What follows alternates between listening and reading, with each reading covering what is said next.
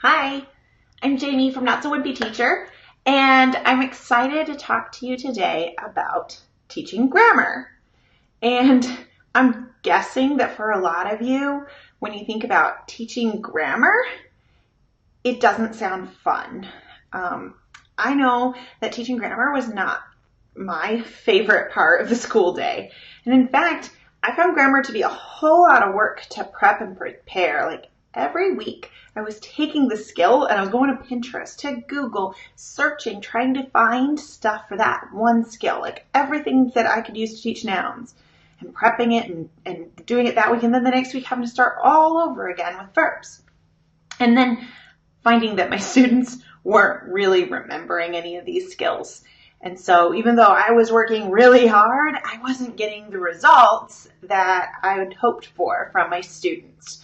And so I actually examined what was working well in my classroom in other subject areas, and it got me to thinking that's what I needed to do with grammar.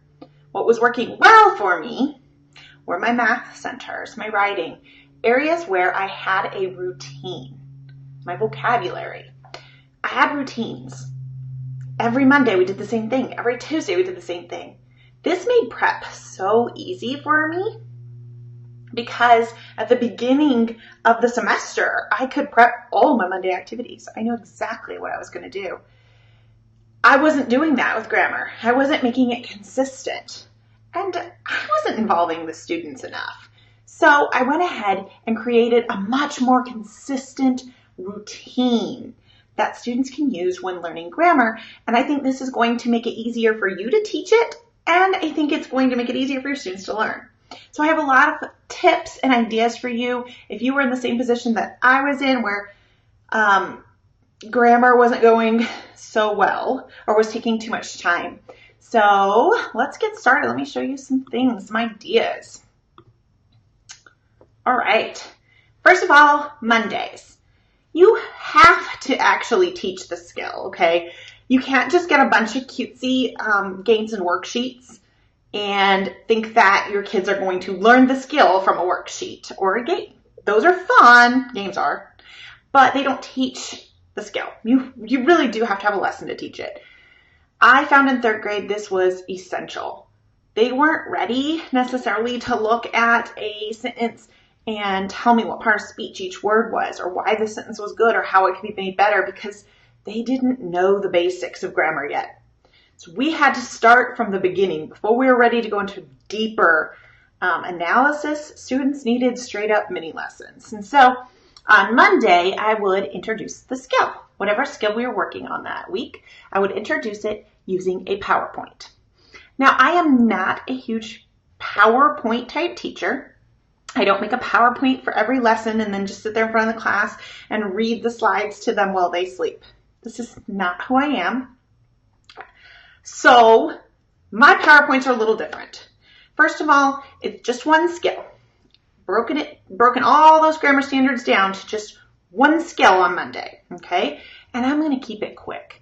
I'm not going to make a 50-slide presentation and talk to them for half an hour. That's boring. Nobody wants to listen to anyone talk about subject and predicate for half an hour. Absolutely no one.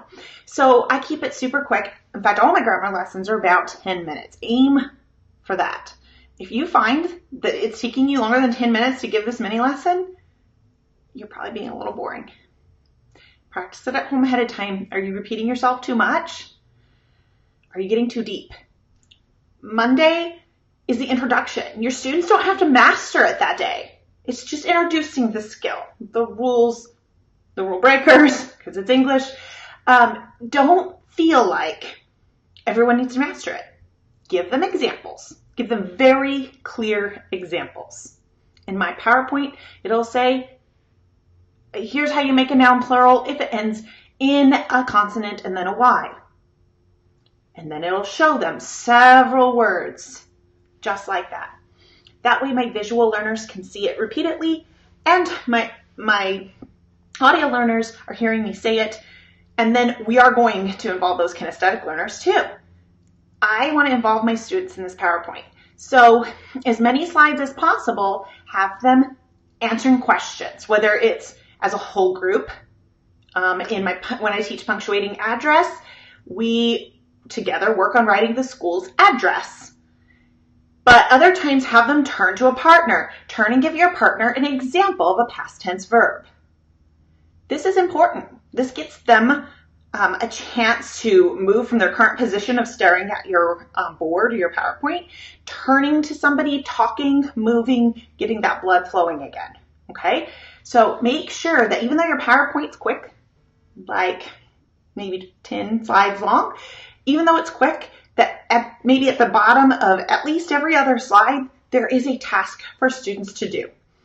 It doesn't have to involve writing, but it can. You can have them have whiteboards out and writing samples down, but make sure it's very quick. So practice this routine. So if they're going to need a whiteboard, make sure they know that every time you say it's grammar time, they just get that out, so that this really quick lesson doesn't drag on while they're searching for whiteboard markers or figuring out who their shoulder partner is. Okay? So Monday, real quick mini lesson. I like to use a PowerPoint so that students can really see my examples. All right. Tuesday gets more fun, okay? I'm not a very good PowerPoint type teacher, so I like Tuesdays even better. Tuesdays, my students complete a notebook activity, an interactive notebook activity. This gets students practicing the skill that we're learning in class. Okay, so this is adjective, and they're having to find the adjectives and the nouns that the adjectives are describing. So it's actually still spiral reviewing those nouns that we already learned. Besides them practicing and writing, which is important, they're moving, they're connecting.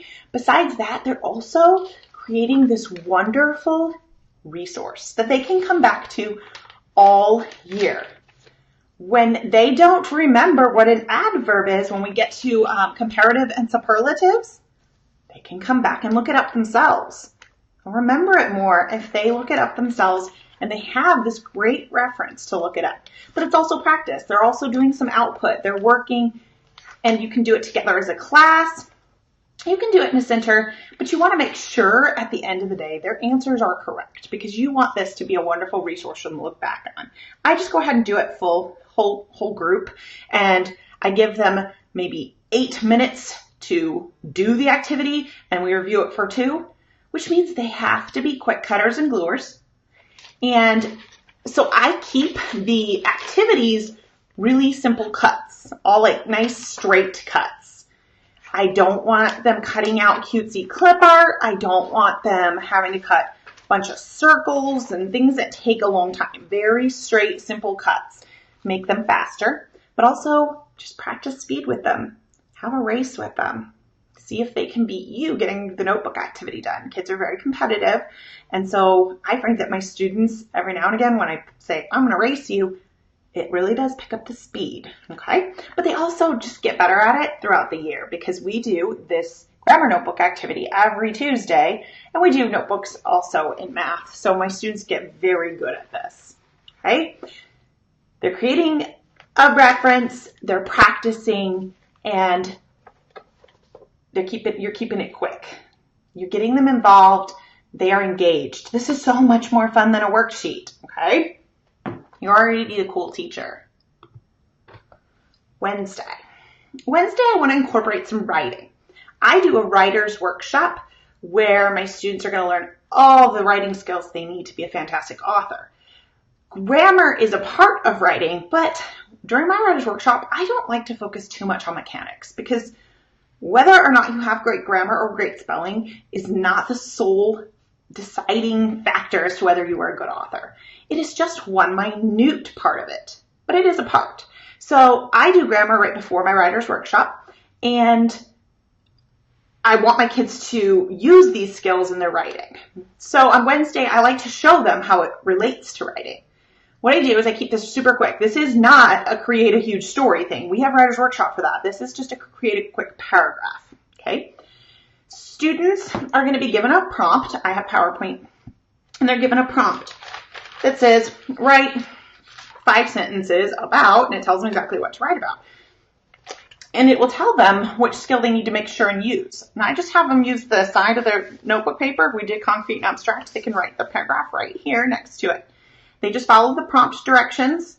So if they're writing a story about what they had for lunch that day, and it might say, do your best to use at least one abstract noun. Okay, and so that gives them a chance to say, my turkey sandwich brought me joy today. And they can underline joy as an abstract noun, because that's what the next slide on my PowerPoint is going to say. It's going to say, trade notebooks with your partner. They love this part. And read their work. Underline all of their concrete nouns and circle all their abstract nouns. Okay, so they're having a great time. But now they're being detectives through their partner's writing, looking for nouns. And then my third slide is always, who wants to raise their hand, give me an example of an abstract noun their partner used? It's a great chance to share their partner's work. Okay, it's lots of fun, really quick, because I'm only asking them to write 3 to 5 sentences. And then we do a quick trade, get a couple minutes of that, and then maybe a minute of sharing. Okay, and I go ahead and put that all on PowerPoint slides so I don't have to write it on the board. You know, it's prepped ahead of time. Click on the slide, it's got the prompt, kids can read it over and over, and I don't have to keep repeating directions. That's important when you only have 10 minutes. We cannot repeat directions. Thursdays are super fun for my students. It's task card day. I love task cards, use them a lot in the classroom. One big reason I like task cards is that it gets kids out of their seats. It gets them moving. And when we're moving while we're learning, it increases our memory. Okay, we have much more blood flow going to our brain, and it will increase the amount of things that our students remember, but also it makes them happy. And when you're happy, you remember things better. So I get them out of their seats. This is better than the worksheet. Basically, what I do is I take the task cards. Most sets come with 24. There are a couple based on skill that have 16 just because they were longer task cards. But I take the set and I put like one task card on each desk. If there's more task cards than desks, maybe on a couple tables. And I give my students their recording sheet. Each week they have a recording sheet. And I say, answer the card that's closest to you first. And so for Joe, that might be number 15. Maybe number 15 sitting on his desk. So he answers that one. And then I tell him to work around the table and then go to the next table until you have answered all of the questions. So they're up, they're walking, they're moving. You don't have to have a task card for every student because they're sitting on the desks and tables around your room. More than one student can actually read a task card at a time. So you don't have to worry like, well, I have 22 kids, I can only have 22 task cards, or I have 30 kids and there's only 24 task cards. You don't have to have a card for every student. You're just spreading them around the room and letting students walk around and answer them, okay? I do suggest putting them in numerical order. Sometimes I didn't take the time to put them in numerical order, and I just spread them out, and then I would have kids going, I never found number 13, I don't know where it is. If they kind of go around in numerical order and they miss number 13, they'll know that it's between 12 and 14, so it makes it a little easier to find in your classroom. That's just a tip I've learned along the way. Now, I don't give my kids a ton of time on this just because I don't have a ton of time for grammar. I usually do 10-minute grammar lessons. Sometimes on Thursdays, I can squeeze out 15 minutes for task cards, but that's about it. And so at the end of our time, however many they got done is however many they got done. I don't take a grade for this. I consider it practice. So I usually give them about 10 minutes to do task cards, and then maybe we spend 5 going over them. We won't get to everyone, but I'll say, hey, I'll pick up a card closest to me and say, oh, this is number 15. Let's go over number 15 together. And we'll go through several. That way students can check and see if they understood. They can check their work. They can ask questions of me. Of course, they can ask questions while they're working too. I send my kids around by themselves or with a partner. Switch it up. Like maybe one week they do it on their own and the next week you're like, hey, pick a partner. Go around with your partner. But I'm there so I can also go around with my lower readers. If they need me to read the task card to them, I can help differentiate that way. Another easy way to differentiate with task cards is that your kiddos that are struggling a bit, have them only do 12 task cards. Don't have them do the whole set. Tell them, just do this table here. Then it takes off some of the stress of them thinking they're behind the whole time. But I love that you can differentiate with task cards very easily by removing certain task cards, giving extra time, or scooting around with them and reading the text to them. It gives you a lot of options. If your lower learners are really struggling too, you can take these task cards into their guided reading groups during the week. And at the end of the guided reading group, just go over one task card with them. Just gives them a little bit of an edge because by Thursday, they've kind of already gone through some of the task cards. So it'll help them to be a little more successful. All right. So every Thursday, we do a set of task cards. And by the way, I get asked all the time, these little task card boxes that I use, they're photo boxes actually. They're meant for pictures. And I buy them at Michael's and I love them. They come in like a big plastic tub. I'll show you.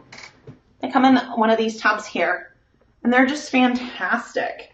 So Michael's photo boxes, they just help me keep all of my different task card sets nice and neat. I also get asked about the covers. They say, how did you make the cover? This is the cover that came on my resource, but it's 8.5 by 11 if you just print it how it comes. So I just set my printer to print this first page, the cover, at 50%. And then I can cut it out and it fits right on the box. I just use tape or glue dots to stick it right to the box so that I don't ever have to guess which task card set this is because I have so many. Okay, so task cards on Thursday. Get them up, get them moving. If you'd like to grade the task card sets, you can. I mean, you can make it their assessment if you'd like to. And maybe they do half on Thursday and half on Friday. There's some wiggle room to do what works best for your students. Or switch it up every now and again. Routine's fantastic, but then when you start to feel like you're getting too used to it, throw in just a little bit something different. All right. By Friday, we're ready for an assessment. I always need assessments on grammar because it's a standard. And I have to take grades on everything that's a standard. And so I like to give a simple assessment because we assess kids on so many different things. And I tend to give the most assessments on Fridays. And I got to grade it all. I don't want it to be super complicated. And I don't think you should make your grading and your life super complicated. So keep your assessments short. My grammar assessments are half of a page. Okay, 10 questions pretty much. 10, because that's also easier to grade when it's out of 10. And it's just real quick. There is a right and a wrong answer. There's not like, well, maybe. I mean, there's a right and there's a wrong. Write the correct possessive form. Okay, easy peasy. And this mimics what we have been doing all week. This is not written in a totally different language. This mimics task cards. This mimics the notebook activity and the PowerPoint. So my students are going to be a lot more successful, right? Really quick to grade. I can actually, as they start turning them in, I can usually grade the first half of the class just as they're turning them in. And it only takes them really like 5 minutes, even for my slowest learner, to complete this. Okay? Really quick assessments that are easy to grade. All right, so I think it's really important that you have a pacing guide, that you have a direction.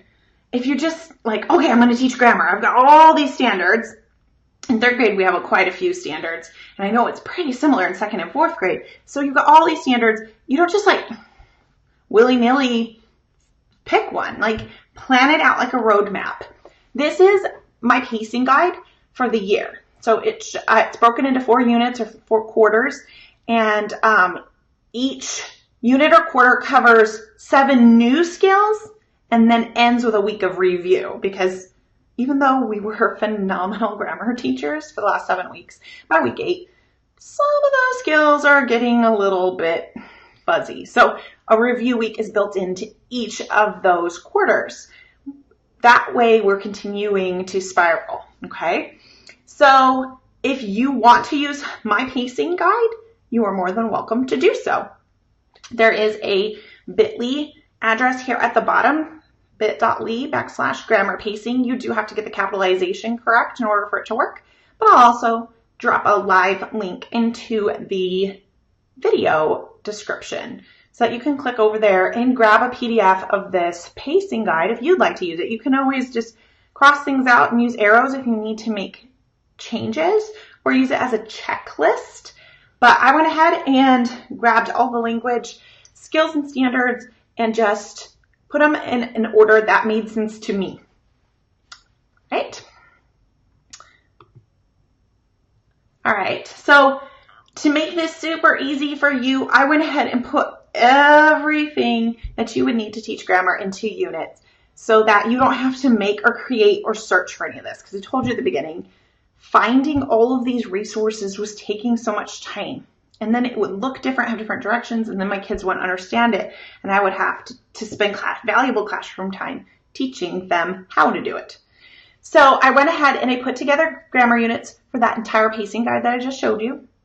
It includes PowerPoints for every single Monday. That's 32 PowerPoints. It includes notebook activities for every Tuesday, writing prompt PowerPoints, task cards for every Thursday, and assessments for every Friday. So you'll have consistency the whole year. You'll have 32 PowerPoints, 32 notebook activities, 32 writing prompts, 32 task cards, and 32 assessments. That covers, that will cover the 28 skills plus 4 weeks of review. Okay, so I'm going to put a link to that bundle of resources. And if you're not looking for a year-long resource, each one of those skills is available individually too. So if you're like, all I need right now is subject and predicate, that's available as well to make it simple for you. So I'm going to put a link to the bundle, and you'll notice that in the bundle, there are links to every single one of the skills for you. All right, that's it. Everything my tips for teaching grammar. I hope that it was helpful for you. Goodbye, guys.